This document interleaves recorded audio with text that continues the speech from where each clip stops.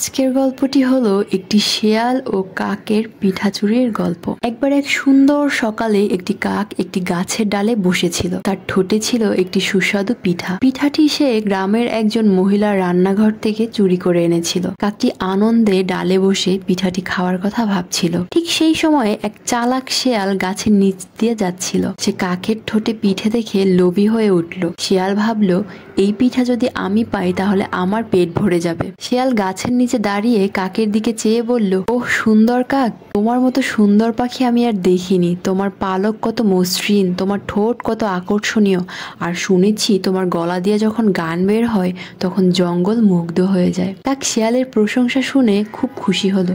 সে ভাবলো, আমার গলার গান যদি এত সুন্দর হয় তবে কেন না তাকে শুনিয়ে দেই। কাক যখন গান গাওয়ার জন্য ঠোঁট খুললো তখনই তার ঠোঁট থেকে পিঠাটি নিচে পড়ে গেল।